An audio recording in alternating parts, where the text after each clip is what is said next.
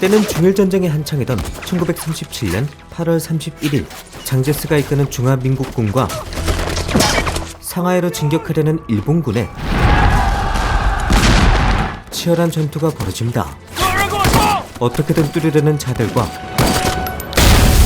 반드시 막겠다는 자들이 정면으로 부딪힌 이곳은 바로 바오산이었습니다. 일본은 상하이로 가기 위해서 이곳을 무조건 함락시켜야 했고 요자청이 이끄는 국민혁명군은 이곳을 틀어 막아야 했죠. 문제는 일본과의 전력차가 상당하다는 것이었습니다. 20几辆坦克，有飞机，黄浦江上。 일본군은 수십 대의 전투기는 물론 언제든 지어놓을 수 있는 공습 항공기 그리고 전함 2,000명 이상의 육군 병력까지 갖추고 있습니다. 반면 중국은 병력은 둘째치고 장비부터 뒤처졌습니다. 바오산에 있는 거라곤 박격포 4대뿐이었죠. 그나마 방어 첫째 날은 어떻게든 버텨냈지만 당장 내일부턴 어떻게 해야 될지 걱정입니다. 첫 번째 공격에서 실패한 일본군은 독이 잔뜩 올라 있었고 총공세를 준비하고 있었기 때문이죠. 그나마 다행이었던 건 요자청이 상당히 유능한 지휘관이라는 것입니다. 요자청은 봉쇄할 수 있는 곳은 봉쇄한 뒤 오히려 방어선을 성벽 앞까지 당겨서 居高筑险，加固城防， 공격적으로 방어하기로 합니다. 不如主动御敌于外。 그렇게 방어 2일차엔 완벽한 방어 태세를 갖췄고 방어 3일째 일본군이 선제 공격에 나섭니다. 迎上来了， 중국군이 할 수 있는 건 참호에 몸을 숨기는 것뿐입니다. 포격이 끝나자 일본군은 탱크를 끌고 돌격해옵니다. 하지만 그럼에도 요자청은 아무런 지시를 내리지 않죠.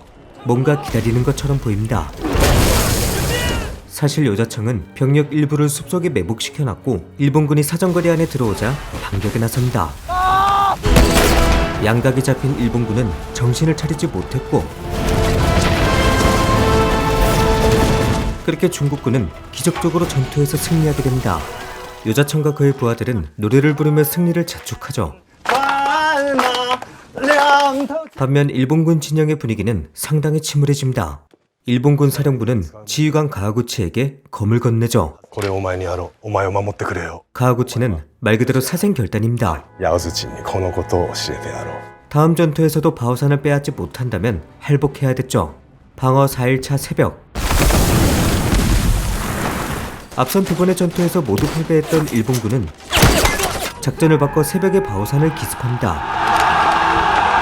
갑작스러운 기습으로 당황할 법도 했지만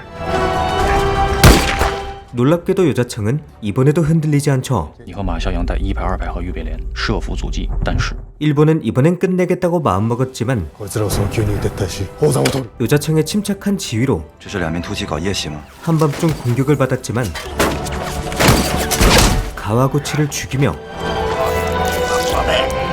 일본의 세 번째 총공세도 무사히 막아냅니다. 하지만 중국의 피해도 만만치 않았죠. 阵亡人数多少？阵亡人数31。 날이 갈수록 전력이 약화되고 있습니다. 400来个弟兄， 요청했던 지원군이 오긴 왔지만 就给部队等了几个兵呐。 그 수가 워낙 작았고 我营现已伤亡近半，弹药粮食也快消耗殆尽。目前敌人 결국 추가 지원병이 바오산으로 가기로 합니다. 火速赶往宝山，正野杨子清。 중국 입장에서도 바오산이 뚫리는 순간 상하이가 먹힐 것이 뻔했기 때문에 병력을 긁어모아 바오산으로 보냈죠. 이 소식은 바오산에도 전해졌고 요자청의 표정도 조금은 밝아집니다. 하지만 가만히 보고 있을 일본이 아니죠. 그들은 곧바로 저지에 나섭니다. 지원군 소식을 듣자마자 바오산을 공격한 것은 물론 요자청의 유일한 희망도 박살내죠. 이제 바오산에 남은 병력은 단 100명. 더 이상 어떻게 버텨야 될까? 탄약은 물론 식량도 바닥났습니다. 그렇게 침착하던 요자청도 이성을 잃죠. 그렇게 방어 7일째 아침이 찾아옵니다. 더 이상 버티는 것이 의미 없다 판단한 요자청은 同志给提升，同志给结死。 최후의 공격을 하기로 합니다. 成了生死之交。 일본 역시 이번 전투에 모든 걸 쏟아붓기로 하죠. 일본은 다수의 공습 항공기를 띄웁니다. 그리고 탱크를 앞세워 돌격하죠.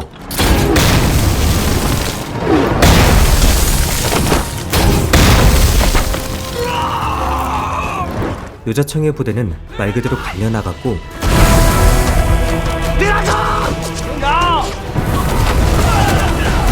결국 엄청난 피해를 입은 채 성 안으로 후퇴합니다. 이제 벼랑 끝까지 몰렸죠. 我命你立刻带人突围。 그날 밤 마치 요자청의 마음을 대변하듯 억수 같은 비가 내립니다. 그리고 요자청은 부하들에게 이런 명령을 내리죠. 立刻撤退！ 이미 유언장을 쓴 요자청은 홀로 바오산에 남기로 하고 부하들이라도 살리겠다는 생각이었습니다. 하지만 부하들은 요자청의 곁을 떠나지 않습니다. 그럼에도 요자청은 이 두 사람만큼은 보내려고 합니다.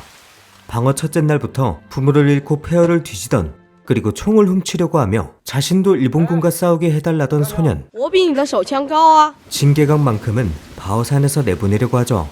이유는 두 가지였습니다. 어른들이 일으킨 전쟁에서 어린 소년이 죽게 만들 수 없었고 지난 일주일 동안 바오산에서 전사한 병사 600명의 명단을 반드시 세상에 알려야 했기 때문이죠. 是600个为国捐躯的弟兄，要让世人知道。 그렇게 진계강을 포함한 병사 2명이 바오산을 떠납니다. 다음날 방어 8일째 아침이 찾아옵니다. 그리고 이미 승패가 결정된 전투가 시작되죠. 요자청의 부대는 이제 모든 면에서 압도적으로 밀렸고